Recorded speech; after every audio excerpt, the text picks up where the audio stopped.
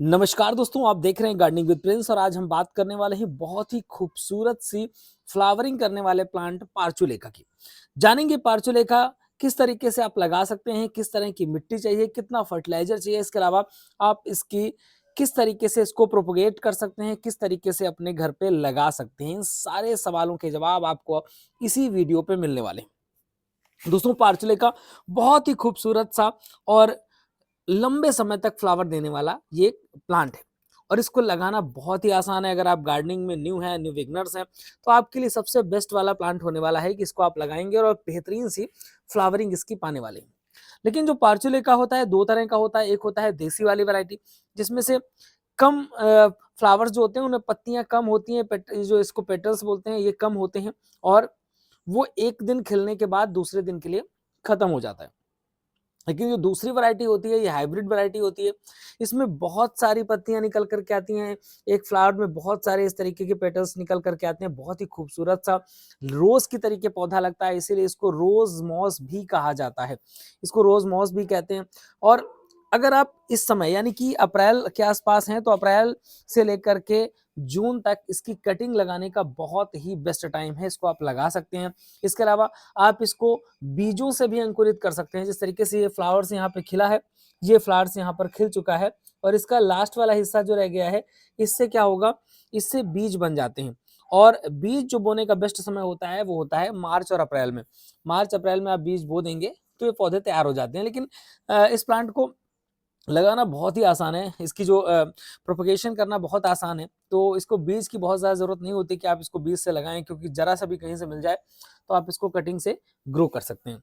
अब महत्वपूर्ण चीज़ है कि इसके लिए हमें मिट्टी किस तरीके की चाहिए। तो सबसे अच्छी बात आपको बताते हैं कि मॉस रोज़ को अगर आप लगाना चाहते हैं तो आपकी जो मिट्टी है वेल ड्रेन मिट्टी होनी चाहिए, यानी कि लगभग 30% आपको उसमें रेत मिलानी है, लगभग 35% गार्डन सॉइल रखनी है। इसके अलावा आप वर्मी कंपोस्ट और नीम खली मिलाएंगे। लगभग आप समझ लीजिए कि 30% वहाँ पर वर्मी कंपोस्ट और 15% नीम खली आपको लगभग मिलानी है।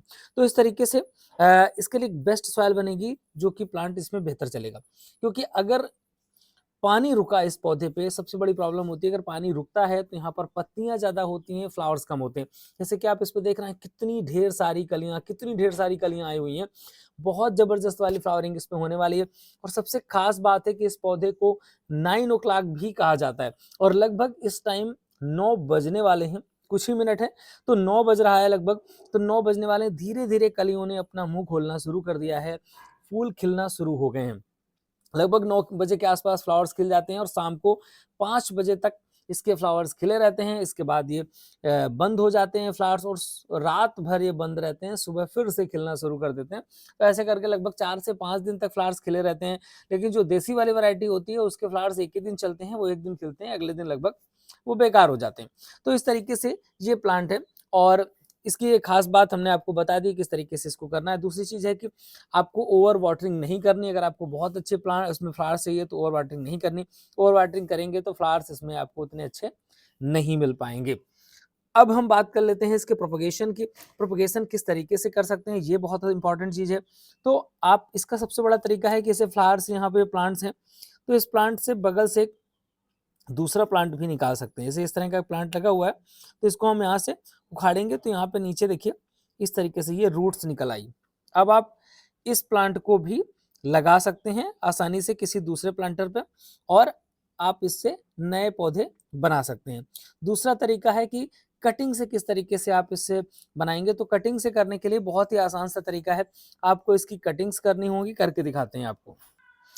कटिंग से अगर आप लगाना चाहते हैं तो इसके लिए आपको कोई कटर ले लेना है या इस तरीके से कोई कैंची ले लेनी है और इस पे आप एक 4-4 इंच या 5-5 इंच की इस तरीके की कटिंग काट सकते हैं। इस तरीके की हम यहाँ पे कटिंग कई सारी कटिंग निकाल लेते हैं, क्योंकि इसके दो फायदे हैं। पहली बात तो कटिंग का कटिंग हो जाएगी, ऊपर से इसकी पिंचिंग भी हो जाएगी। यहाँ पर देखिए जैसे आप देख पा रहे हैं कि पिंक और रेड में व्हाइट पे यहाँ पे कलर है, ये येलो पे इधर आपको हम दिखा रहे थे। इसके अलावा इसी में रेड वाला भी है। इसमें बहुत सारे, इस वाले में बहुत सारे अलग अलग कलर्स हैं। तो आप चाहें तो एक साथ बहुत सारे कलर्स भी लगा सकते हैं। अगर आप अलग अलग कलर्स भी लगाना चाहें तो आप अलग अलग कलर्स भी लगा सकते हैं। इस तरीके से कटिंग कर लेंगे और जितनी ज़्यादा कटिंग होगी, पिंचिंग होगी, तो उससे यहाँ पर नए-नए और ढेर सारे सूट्स निकल आते हैं, नए-नए ढेर सारे सूट्स आएँगे जिससे आप नए प्लांट बना सकते हैं। और सबसे ख़ास बात है कि अगर आपकी जो फूल है वो खिल चुका है, उसके बाद आपको करना एक इम्पोर्टेंट चीज़ होती है कि आप इसको जहाँ पर कलियाँ या बीज बनाने लगती हैं, उस पार्ट को आप कट कर सकते हैं। उससे क्या फ़ायदा होगा? उससे फ़ायदा ये होगा कि वहाँ पर आपके नए-नए प्लांट्स जो है वो नए-नए वहाँ पे सूट्स निकलना शुरू हो जाएँगे और पिंचिंग का पिंचिंग हो जाएगी, दोनों चीज़ें होंगी और नए सूट्स निकलना शुरू हो जाएँगे। तो इससे ढेर सारे उसमें और भी कलियाँ आएँगी और प्लांट्स आपका बहुत सारे फ्लावर्स दे पाएगा। अब यहाँ पर हमने जैसे कटिंग्स ले रखी हैं, इसके नीचे के हिस्से की जो ये पत्तियाँ हैं इनको हटा देंगे। मिट्टी हमने तैयार कर रखी थी, मिट्टी पे पानी डाल दिया था जिससे इनको लगाने में आसानी रहे और अगर आपको लग रहा है कि ये बहुत बड़ी-बड़ी हैं, बहुत लंबी है तो आप इसको बीच से इस तरीके से कट भी कर सकते हैं। तो 3 से 4 इंच बजाय 2 से 3 इंच तक की इस तरह कटिंग आप यहाँ पे इस तरीके लगा देंगे।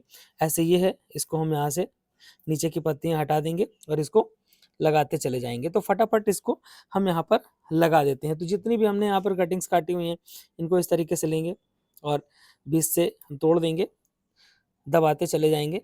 पानी पहले से पड़ा हुआ है, हमको बहुत ज़्यादा पानी और डालने की ज़रूरत नहीं है, हल्का-सा इसमें वाटर स्प्रे कर देंगे जिससे कि ये सही से बैठ जाए। और सबसे इम्पोर्टेंट चीज़ है कि जो हम कटिंग्स लगा रहे हैं, उस लगाने के दौरान लगाने के बाद हम 2 से 3 दिन तक इसको छाया वाली जगह पे रखेंगे, जहाँ पर अच्छी खासी रोशनी आती हो, बहुत तेज़ धूप ना आती हो और 2 से 3 दिन बाद आप इसको आसानी से बाहर निकाल कर के खुली धूप में रख देंगे, ऑटोमेटिक इसकी जो रूट्स हैं वो 1 हफ्ते के अंदर रूट्स डेवलप हो जाएँगी क्योंकि इस समय अगर हम बात करें अप्रैल से लेकर के जून तक का टाइम इसके लिए बहुत ही बेस्ट होता है जब इसकी रूट्स डेवलप होती हैं, आसानी से रूट्स निकल आती हैं। तो ऐसे में आप इसको पहले छाया वाले स्थान पे रखेंगे, फिर धूप पे रख देंगे और इसमें रूट्स आ जाएँगे और बहुत जल्दी आपको ढेर सारी फ्लावरिंग भी इस पे देखने को मिलने वाली है। तो ये प्लांट जो है बहुत ही ज़बरदस्त वाला प्लांट है क्योंकि ये लगभग हर सीज़न पे आपको फ्लावर्स देता है। बस जब डोरमेंसी पीरियड आता है सर्दियों के टाइम पे, जब भयंकर सर्दियाँ होती हैं तो दिसंबर-जनवरी के मौसम पे ये फ्लावरिंग नहीं करता। लगभग मार्च के बाद से फ्लावरिंग इसमें शुरू हो जाती है, आधे मार्च के बाद फ्लावरिंग शुरू हो जाती है। आप इस समय देख रहे हैं अप्रैल चल रहा है और ढेर सारी फ्लावरिंग है। इसको आप किसी भी छोटे-बड़े किसी भी तरीके के प्लांटर पे लगा सकते हैं। जैसे हम जो प्लांटर यहाँ ले रखा है इसकी गहराई बहुत ज़्यादा नहीं है क्योंकि इसको बहुत ज़्यादा गहराई की ज़रूरत नहीं है। अगर थोड़ी बहुत कम 3 से 4 इंच की गहराई वाला भी प्लांटर है तो उसपे आप आसानी से इसको लगा सकते हैं। बहुत अच्छी फ्लावरिंग आपको देखने को मिलेगी। अगर आप इस तरीके का गमला यूज़ करना चाहते हैं तो गमले पे लगा सकते हैं। आप इसको हैंगिंग बास्केट पे लगाएँगे तो और भी खूबसूरत लगता है क्योंकि हैंगिंग बास्केट पे जब इसके फ्लावर्स लटकते हैं तो वो देखने में बहुत अच्छे लगते हैं। आप एक-एक कलर के अलग-अलग बास्केट लगा सकते हो या इसके अलावा अगर आप चाहो कि हम मिक्स फ्लावर के बास्केट लगाएँगे तो वो भी अगर आप लगाते हैं तो वो भी देखने में बहुत ही अच्छे लगते हैं। तो इन्फॉर्मेशन आपको कैसी लगी कमेंट बॉक्स ज़रूर बताइएगा। लगातार वीडियोज़ आपको मिलते रहेंगे, हमारे साथ जुड़े रहिए। चैनल को सब्सक्राइब नहीं किया है कर ज़रूर लीजिएगा।